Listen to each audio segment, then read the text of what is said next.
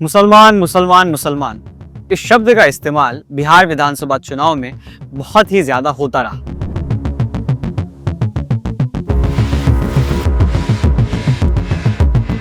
मगर जब बात आई उस तबके को, उस कम्युनिटी को उसका हक देने की, तो अब सबके चेहरे बेनकाब हो गए हैं। बिहार विधानसभा चुनाव में 20 अक्टूबर को नामांकन की प्रक्रिया बंद होने को है। उससे पहले पहले तमाम राजनीतिक दलों की तरफ से टिकट की घोषणा हो चुकी है। तमाम उम्मीदवारों के नाम ऐलान कर दिए गए हैं और उसमें एक डेटा हम लोगों तक पहुंचा है जो साफ साफ इसकी पुष्टि कर देता है।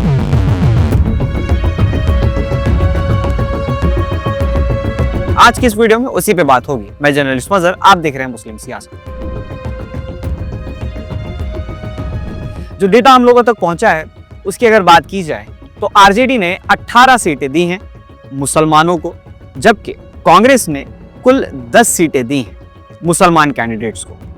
और इसी हिसाब से अगर आगे चले जाएं तो जेडीयू ने भी टिकट्स दी हैं महज 2 मुस्लिम कैंडिडेट्स को।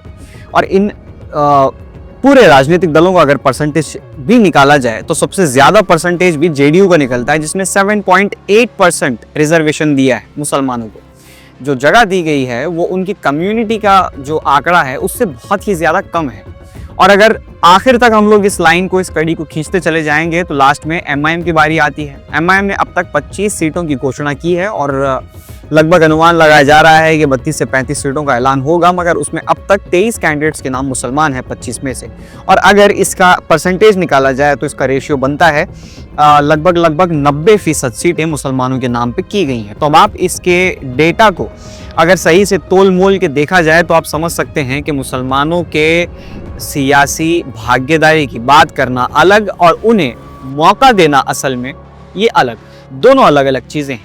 और हिपोक्रेसी तमाम राजनीतिक दलों की यहीं पर सामने निकल कर आ जाती है।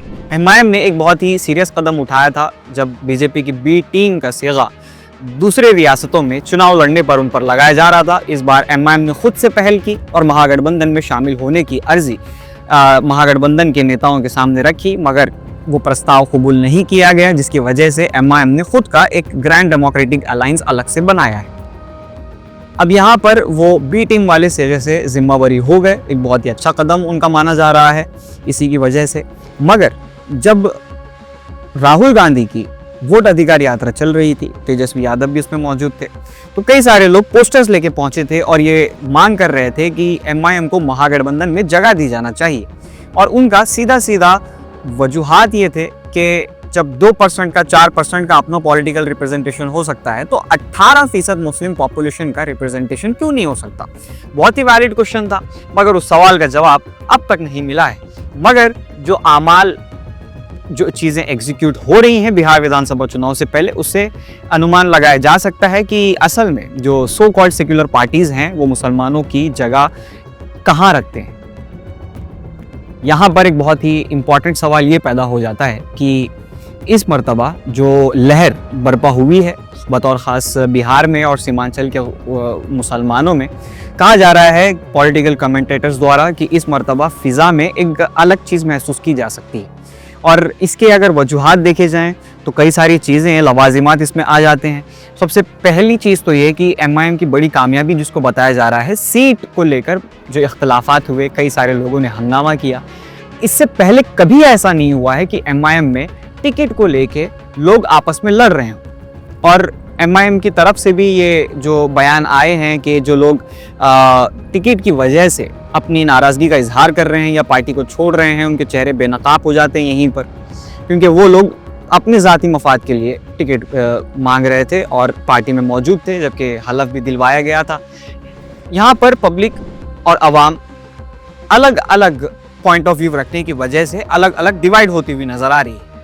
मुख्य धारा 2 हैं, 2 भाग में डिवाइड हुए हैं। पहला टुकड़ा वो है जो ये कहता है कि एमआईएम को ताकत देनी ज़रूरी है क्योंकि मुसलमानों की सियासत तभी परवान चढ़ सकती है। और दूसरा तबका ये कहता है कि एमआईएम ने उन लोगों को टिकट नहीं दिया जो टिकट डिज़र्व करते थे। मगर इन्हीं तमाम आरोप प्रत्यारोप के राजनीति के बीच में जब 20 तारीख को नामांकन की प्रक्रिया बंद हो जाएगी तो ये सारी चीज़ें धरी की धरी रह जाएंगी और जो लोग जिनको टिकट मिला है, जिन्होंने नॉमिनेशन दाखिल किया है, वही चर्चा में रहेंगे। ये बहस तो कम से कम एंड हो जाएगी। फिर असल बहस का मौजू उसके बाद ही शुरू होगा कि कौन कितना सक्षम है। कहा तो यही जा रहा है, हमारी जो ग्राउंड की रिपोर्ट है, अबू दर्द अकरम हमारे संवाददाता हैं, ग्राउंड पर लगातार बने हुए हैं, लोगों से बातचीत कर रहे हैं, उनके विचार जानने की कोशिश कर रहे हैं। उन वीडियोस को, पब्लिक ओपिनियन की अगर आप गौर से देखेंगे तो उसमें कुछ मुख्य चीज़ें निकल करके आई। पहली चीज़ तो ये कि लोग बिला लिहाज उम्मीदवार कौन है उसको छोड़ करके सिर्फ असदुद्दीन ओवैसी के चेहरे को लेकर वोट कर रहे हैं, क्योंकि लोगों का ये मानना है कि अक़लियतों की या मुसलमानों की आवाज़ उठाने का जो जिम्मा असदुद्दीन ओवैसी ने पिछले कुछ सालों में लिया है और उसे कारगर साबित कर दिखाया है पार्लियामेंट में, मुद्दों को उठाने से लेकर ज़मीनी सतह पर गवर्नमेंट के जो पॉलिसीज़ लाई गई हैं अक़लियतों के ख़िलाफ़ उनकी खिलाफवर्जी करने तक, उसी चीज़ की वजह से लोग बहुत ज़्यादा आकर्षित हुए हैं MIM की तरफ। और दूसरी एक चीज़ ये है कि जिन लोगों ने 2020 में जो चीज़ की थी उसका भी एक प्रभाव लोगों पर ज़्यादा नज़र आ रहा है, क्योंकि लोग इस मर्तबा चाह रहे हैं कि जो एक महज हिंसा मुसलमानों को बनाया जा रहा है, जितनी भी पार्टियां हैं, बतौर ख़ास RJD को लेकर ये बात कही जा रही है, मुसलमानों को सिर्फ वोट बैंक तक सीमित रखना और जब वोट हासिल हो जाए तो उनको वहीं से उनसे क़ता ताल्लुक़ हो जाना या उन्हें कैबिनेट में जगह नहीं देना, और उनके जो इलाके हैं जहां पर उनकी आबादी मौजूद है, जैसे सीमांचल सबसे ज़्यादा पिछड़ा है, उसके बावजूद भी उसके हुकूक की हिफाजत नहीं करना, उनके लिए कुछ अलग से पॉलिसीज़ नहीं बनाना। हर साल जो बाढ़ में डूबा हुआ सीमांचल है वो अगले साल फिर उसी स्थिति में नज़र आता है। ऐसा क्यों होता है, अब लोगों को समझने में आसानी हो गई है। मगर बात यही है कि मुसलमानों का रिप्रेजेंटेशन और ख़ुद मुसलमानों में सियासी शौर बेदारी नज़र आ रही है, जो बहुत ही ज़्यादा अच्छी बात है। मगर अगर ये सियासी शौर बेदारी, ये चिंगारी अगर आग में ना बदल सकी तो फिर वो इनकलाब जो बर्पा हुआ है वो किसी काम का नहीं रहेगा। इसीलिए कई लोग ये भी कह रहे हैं कि इस वक्त मुसलमानों को इत्तेहाद दिखाना बहुत ही ज़्यादा ज़रूरी है।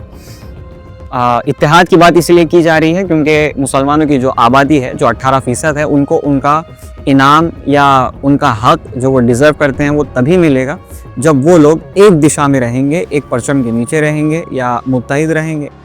मुत्तहिद नहीं हैं, क्यों नहीं हैं, ये बात समझी जा सकती है, क्योंकि अक्सर मुसलमानों के दिल में वो जो छोटा सा डर है बीजेपी को लेकर, NDA को लेकर, क्योंकि लगातार उनकी तरफ से जो पॉलिसीज़ आ रही हैं वो अक़लियतों के ख़िलाफ़ हैं, इसी वजह से उन्हें वो एक डर का सहारा लेकर उनके वोट वसूलने की कोशिश की जाती है। इसीलिए मुसलमान डगमगाते हैं।